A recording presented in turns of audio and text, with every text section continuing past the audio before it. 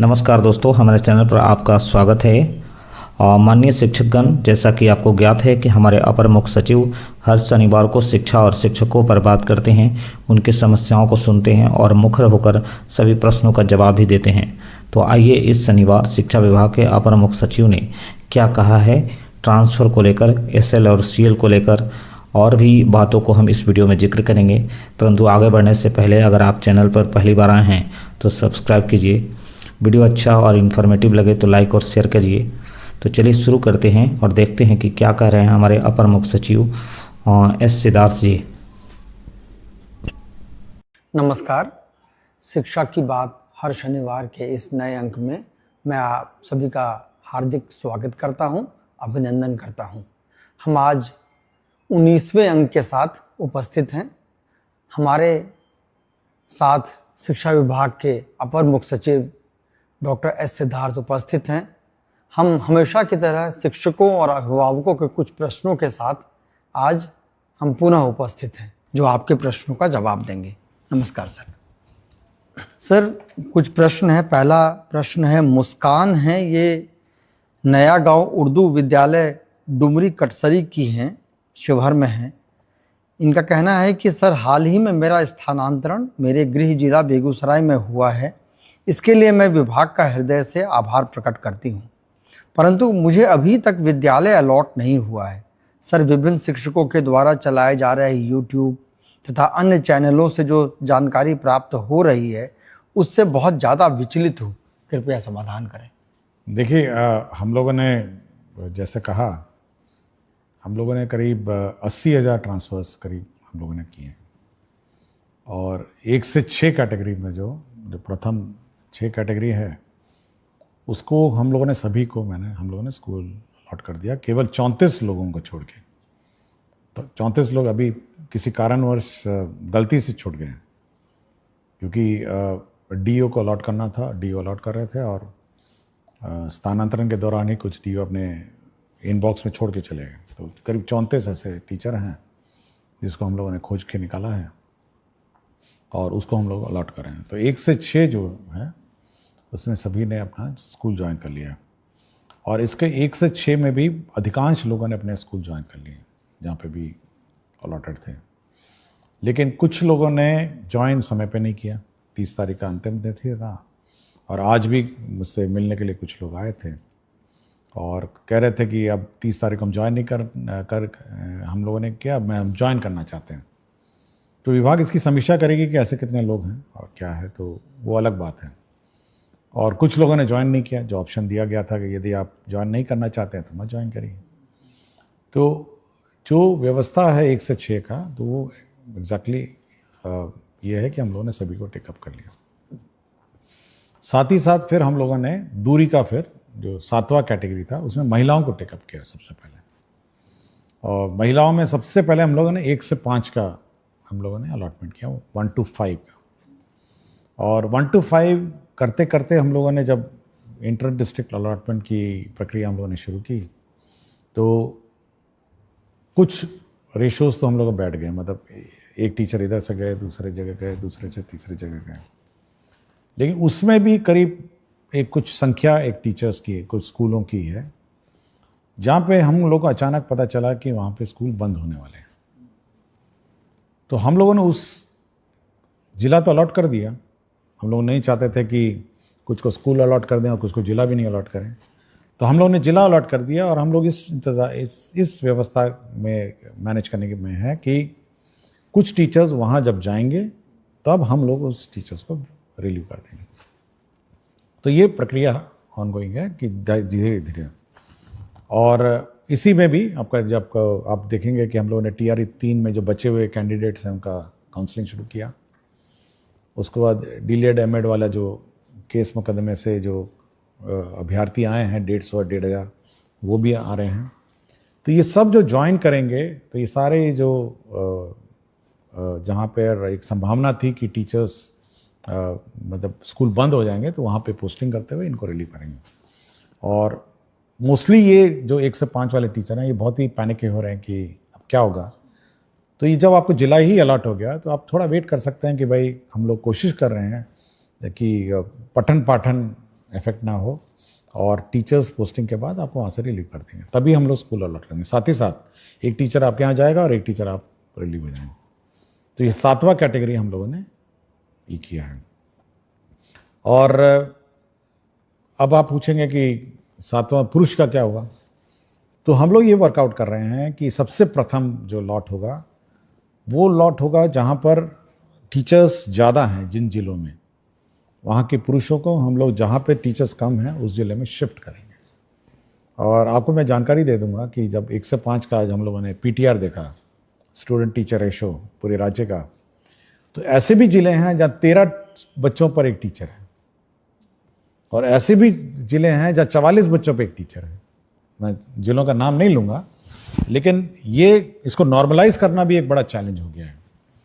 तो हम लोग कोशिश में हैं कि जहाँ पर टीचर्स ज़्यादा हैं और जहाँ पर टीचर्स कम हैं, यदि पुरुषों ने वहाँ के लिए ऑप्ट किया है तो वहाँ पे हम लोग उनकी स्वेच्छा अनुसार वहाँ पे हम लोग ट्रांसफ़र कर देंगे। तो ये पुरुषों का एक्सरसाइज भी हम लोग कर रहे हैं।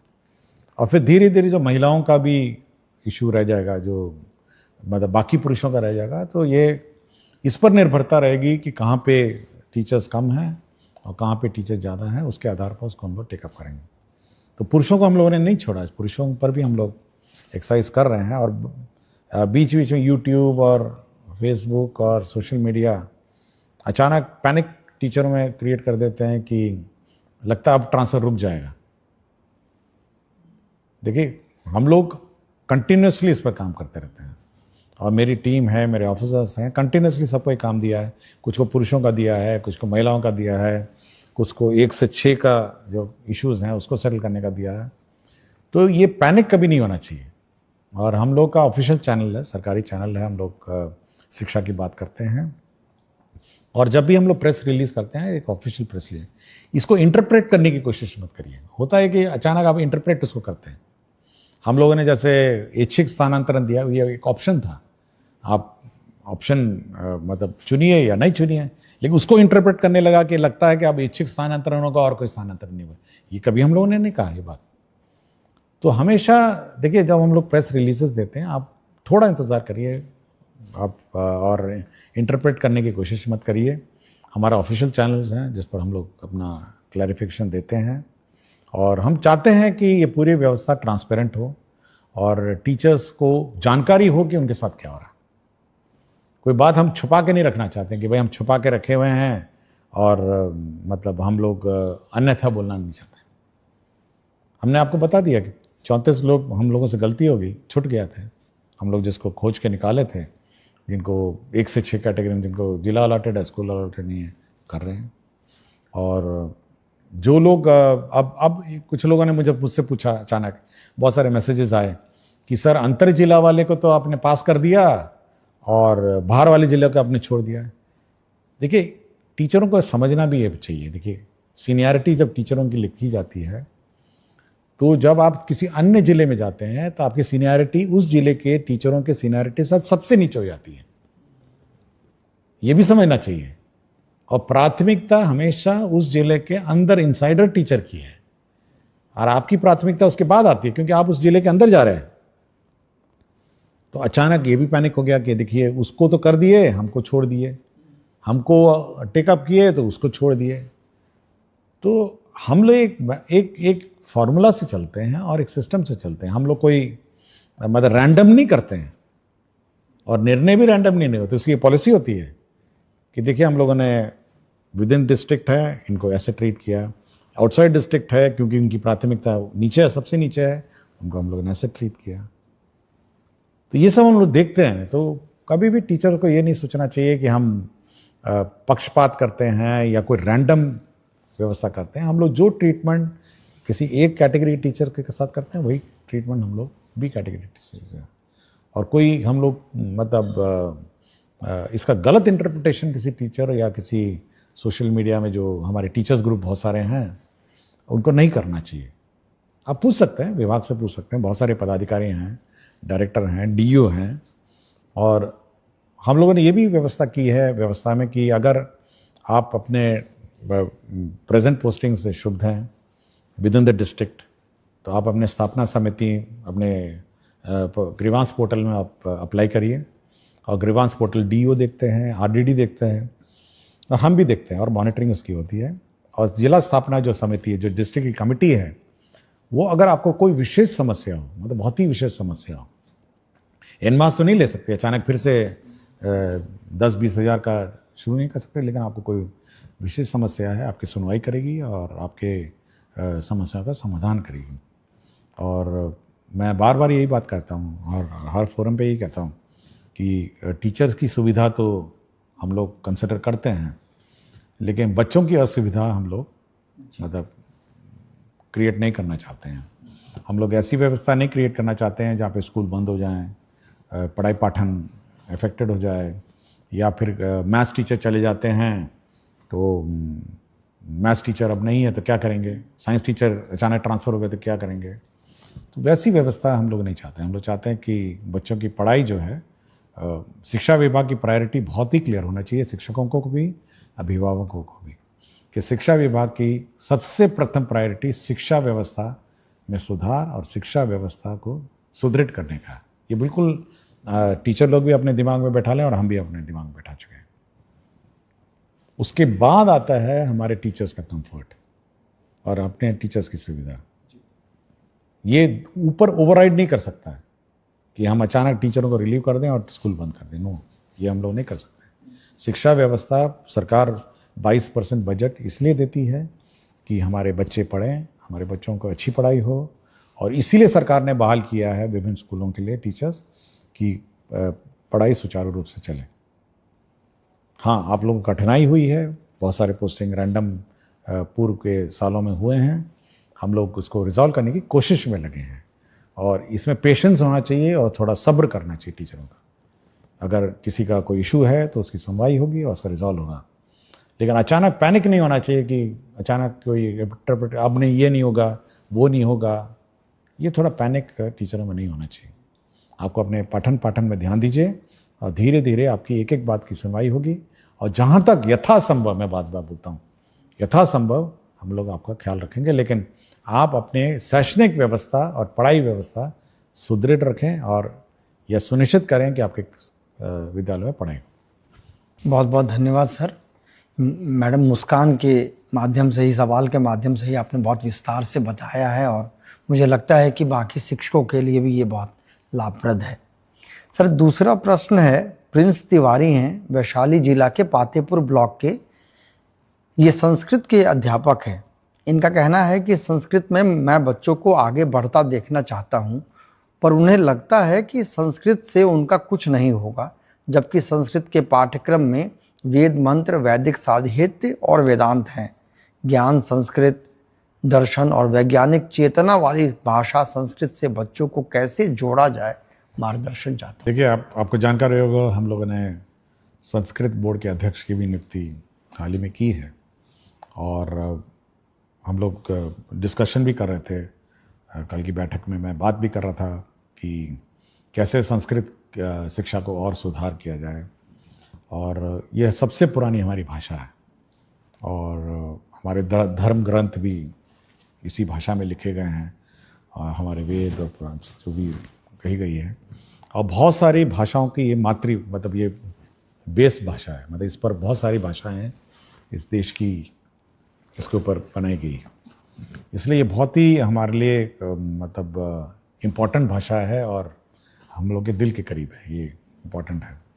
और एक तो जैसे बहुत सारे वेद मंत्र और ये सब में तो है ही है, लेकिन बहुत सारी सरकारी नौकरियों में भी आजकल संस्कृत एक बहुत इम्पॉर्टेंट, यूपीएससी में है आपकी संस्कृत भाषा है, आर्मी में बहुत सारे नौकरियां हैं, साथ ही साथ शैक्षणिक संस्थाओं में भी ये संस्कृत भाषा में नौकरियां हैं, और साथ ही साथ ये बहुत ही कंप्यूटर फ्रेंडली भाषा है। ये इतनी मैथमेटिकल है कि ये कंप्यूटर फ्रेंडली भाषा है, इसलिए बहुत सारे मैं कहीं पढ़ रहा था कि कुछ लोग नासा में भी संस्कृत पे पेपर लिखे हैं, मैं जस्ट पढ़ रहा था।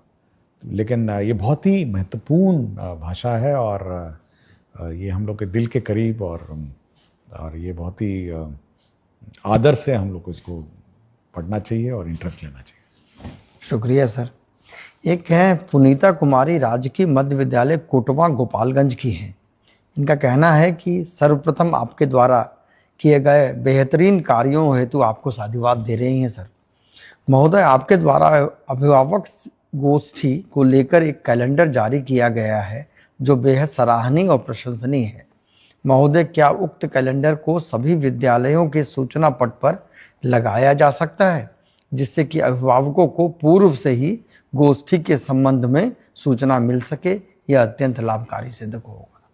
ये अच्छा सुझाव है। हम लोग कोशिश करेंगे कि जो भी नोटिस बोर्ड है उसमें अगला अभिभावक गोष्ठी का डेट अंकित रहे, ताकि अभिभावकों को पता चल जाए कि ये गोष्ठी का अगला तिथि है और सभी लोग अभिभावक और कोशिश भी करेंगे, देखते हैं, ट्रायल लेते हैं कि सभी को एसएमएस, क्योंकि कुछ अभिभावकों के फ़ोन नंबर भी हैं, कोशिश करते हैं कि एसएमएस से भी खबर कर दें कि अगला अभिभावक, अभी बच्चे का अगला अभिभावक गोष्ठी फलाना है, आप भाग लें। ये भी कोशिश करते हैं। लेकिन अच्छा सुझाव है कि अभिभावक गोष्ठी की सूचना अच्छी तरह दी जाए। बहुत उपयोगी है सर। एक शिक्षक ने पूछा है कि आदरणीय एसीएस महोदय, वोटर सत्यापन के कार्य में विद्यालय के 80-90% शिक्षक लग गए हैं। ऐसे में जो विद्यालय में रह गए हैं उन्हें बहुत कठिनाई हो रही है। कई विद्यालयों में मात्र एक ही शिक्षक है। ऐसे में विद्यालय का संचालन कैसे करेंगे?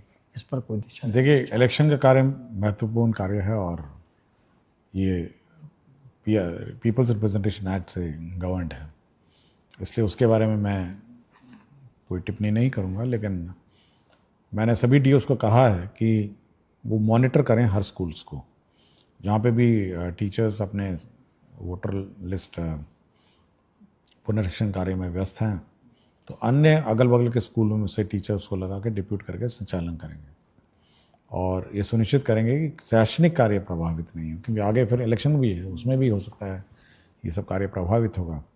और साथ ही साथ आरडीडी को भी कहा गया है कि आप मॉनिटर करिए कि ऐसा ना हो कि सारे के सारे टीचर वोटर लिस्ट वेरिफिकेशन में चले जाएं और शैक्षणिक कार्य प्रभावित। तो अगल बगल पंचायत में, उसी पंचायत के टीचरों को डिप्यूट करके उसको काम शुरू किया जाए और सुनिश्चित किया जाए कि शैक्षणिक कार्य प्रभावित हो। शुक्रिया सर। एक सतीश कुमार हैं, ग्राम पिपरा धुकराहा, रामनगर, पश्चिम चंपारण के। ये निवासी हैं सर। इनका कहना है कि इनके 2 बच्चे हैं, पिपरा धुकराहा रामनगर में ये पढ़ते हैं। महाशय, आजकल अत्यधिक गर्मी के सीज़न में भी किसी कक्ष में पंखा नहीं लगवाया गया है, जिसकी वजह से हमारे बच्चे की तबीयत खराब हो जाती है। अतः महाशय से निवेदन है कि विद्यालय में पंखा। देखिए, हम लोगों ने सभी हेडमास्टर्स को 50,000 रुपये दिया था, लास्ट ईयर भी दिया और इस साल भी दिया। ये इसीलिए दिया था कि पंखा लगाइए और तार खींच के पंखा लगाइए, स्विच लगाइए। ये बिल्कुल स्पेसिफिक डायरेक्शन है, क्योंकि ये मुख्यालय से हम लोग कुछ नहीं कर सकते। हम लोगों ने सभी को पैसे दे दिया कि भाई आप पंखा लगाइए, और अब ये भी कहा कि गर्मी सीज़न के शुरुआत में ही आप लगाइए। अब ये क्यों ये लापरवाही हेडमास्टर साहब ने की है, इसकी मैं जांच करवाता हूँ, क्योंकि मैंने सुनिश्चित किया था कि आप गर्मी शुरू होने से पहले सारे कमरों में पंखा कितना दाम होगा? 5,000 से ज़्यादा का क्या होगा?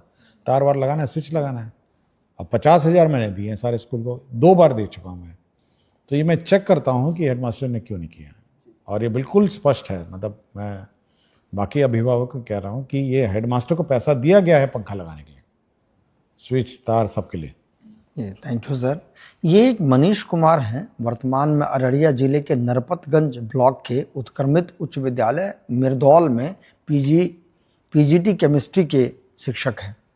इन्होंने कहा है कि मैंने अपनी पढ़ाई आईआईटी पल्लाक्कड़ केरला से की है। उसके पश्चात पीडब्ल्यू, कैरियर पॉइंट जैसे बड़े कोचिंग संस्थानों में केमिस्ट्री फैकल्टी के रूप में 1 लाख रुपए से अधिक की महीने की सैलरी छोड़कर सरकारी विद्यालय में शिक्षण प्रारंभ किया, ताकि आर्थिक स्थिति से जूझ रहे बच्चों के जेई नीट जैसे परीक्षा को पास करने में बाधा न आए।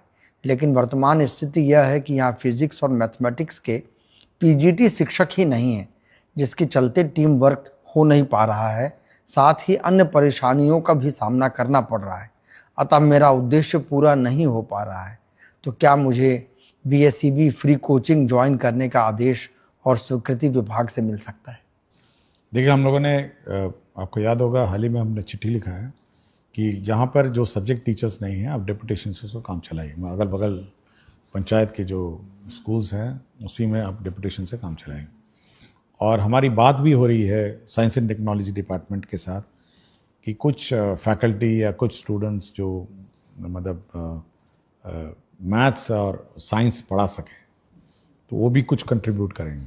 तो ये 2 स्ट्रीम है जो हम लोग कर रहे हैं और कोशिश करेंगे कि ये जो टीचर्स की कमी है ये पूरी हो जाए और अगला जो रिक्रूटमेंट है उसमें हम विशेषकर ये जो स्पेसिफिक सब्जेक्ट वैकेंसीज हैं इस पर ज़्यादा ध्यान देंगे। और जहाँ तक ये कंपटीशन की बात है, मैं बताना चाहूँगा कि हम लोग जितने भी देश के प्रमुख कोचिंग संस्थाएं हैं जो जेई नीट और ये सब का कोचिंग देते हैं उनसे हम लोग MOU कर रहे हैं। हाल ही में हम लोगों ने कस्तूरबा गांधी विद्यालय का फिज़िक्स वाला PW के साथ हम लोगों ने MOU करने का निर्णय लिया। उनका ऑफ़र आया था तो हम लोगों ने निर्णय ले लिया है कि अब फिज़िक्स वाला जितने भी कस्तूरबा गांधी विद्यालय हमारे हैं, लड़कियां हैं, उनको कोचिंग कराएंगे। और इसके लिए हम लोगों ने 1.5 लाख रुपए जो टीवी मॉनिटर है ऑनलाइन कोचिंग के लिए और जो भी इंफ्रास्ट्रक्चर है उसके लिए हम लोगों ने सैंक्शन भी कर दिया है। तो धीरे धीरे हम लोग जब बाकी जितने भी अन्य कोचिंग संस्थाएं हैं उनके साथ भी धीरे धीरे हम लोग विभिन्न विद्यालय और विविध आवासीय विद्यालय इनके साथ हम लोग अब टाई अप करेंगे। तो कंपटीशन तो राज्य सरकार चाहती है कि हमारे बच्चे कंपटीशन की तैयारी करें और ये अच्छी बात है। इस प्रकार के जो टीचर हैं मैं तो हैरान था कि IIT कोझिकोड से हैं ना, पलाक्कड़ से हैं। तो हम लोग इनको रिसोर्स पर्सन इस व्यवस्था के लिए यूज़ कर सकते हैं कि आप आकर जो कस्तूरबा गांधी विद्यालय में जो कोचिंग कराई जा रही है उसको कोऑर्डिनेट करने के लिए हम इनको यूज़ कर सकते हैं। लेकिन मुझे इतना ही डर है कि अगर मैं उनको भी निकाल दूंगा, जो अभी बाकी टीचर की कमी है तो इनकी भी कमी हो जाएगी वहाँ पे। तो कुछ व्यवस्था करते हैं, आई विल ट्राई कि वहाँ टीचर किसी अन्य स्कूलों से डिप्यूट करें और इनको हम ज़रूर रिसोर्स पर्सन के रूप में यूज़ करेंगे। बहुत बहुत शुक्रिया सर। ये मुझे निश्चित है कि KGBB की लड़कियां बहुत खुश हों। हाँ, हम चाहते हैं कि वो बहुत सबसे गरीब परिवार की आती हैं, कस्तूरबा गांधी विद्यालय हॉस्टल में रहती हैं, तो कम से कम एक कोचिंग का जो एक्सपोजर है या ट्रेनिंग है कम से कम वो मिल सकेगा उनको। शुक्रिया सर। एक नताशा है, विशिष्ट शिक्षिका हैं। इनका प्रश्न है कि ग्रीष्मावकाश के बाद विद्यालय खुलने के दिन अगर कोई बीमार है या किसी इमरजेंसी में बाहर फंस गया है तो क्या विशेषावकाश या आकस्मिक अवकाश का उपयोग कर सकता है? देखिए, अवकाश के बारे में डिटेल गाइडलाइन है और अगर कोई ऐसी परिस्थिति में तो अवकाश तो मिल ही जाना चाहिए। हमको नहीं लगता कोई अवकाश मिलने में कोई प्रॉब्लम है। ये प्रश्न है गोपाल कुमार बेलसन सीतामढ़ी के हैं। सर, इनका कहना है कि आपके नेतृत्व का मैं प्रशंसक हूं और महोदय, उच्च माध्यमिक विद्यालय में इस सत्र से त्रैमासिक परीक्षा होनी है। पूर्व में यह मासिक था। निर्धारित सिलेबस जिसे त्रैमासिक परीक्षा, अर्धवार्षिक एवं वार्षिक परीक्षा में प्रश्न पूछे जाएंगे, उक्त में हमेशा कन्फ्यूजन की स्थिति बनी रहती है। कृपया आधिकारिक सिलेबस माहवार उपलब्ध कराया जाए। ये हम लोग परीक्षा जब त्रैमासिक होगी तो उस पर्टिकुलर सिलेबस को हम लोग वो भी डिक्लेयर करेंगे कि इस सिलेबस से त्रैमासिक होगी।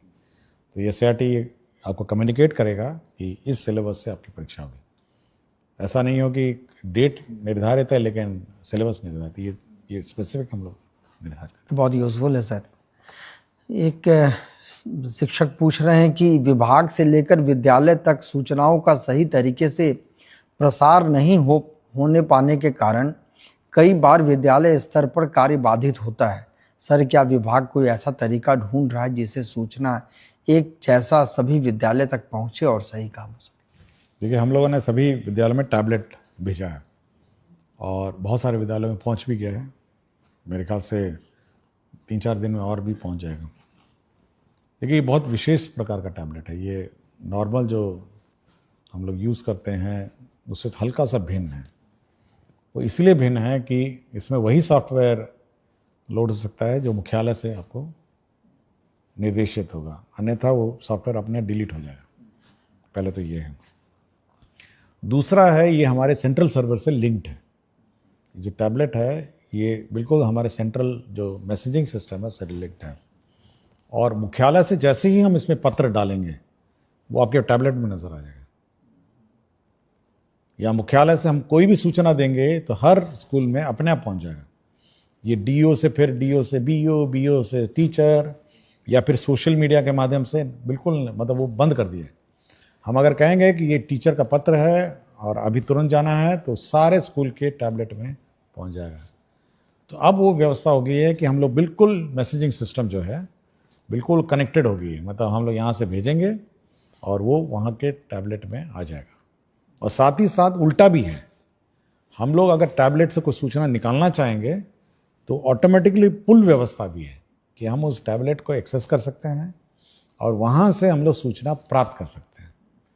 तो ये 2 वे कम्युनिकेशन है, वो टैबलेट है और बहुत महत्वपूर्ण डिवाइस है। ऐसा नहीं है कि वो कोई नॉर्मल मोबाइल फ़ोन की तरह की, ये कम्युनिकेशन डिवाइस है और ये लिंक करता है हमारे मुख्यालय के सेंट्रल सर्वर को, डीओ को, बीओ को और टीचर को।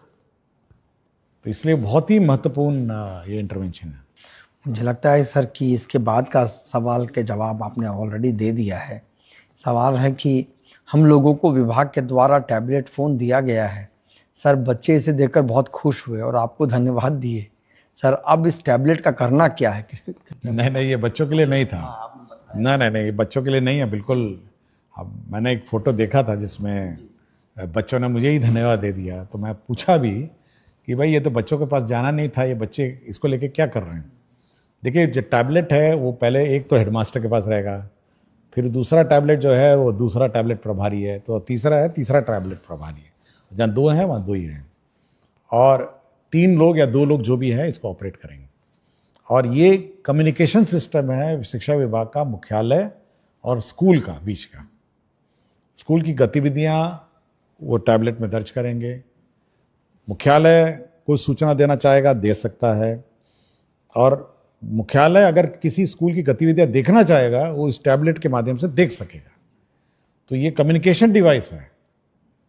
ये बच्चों के लिए नहीं गया है, बच्चों के लिए अलग से है।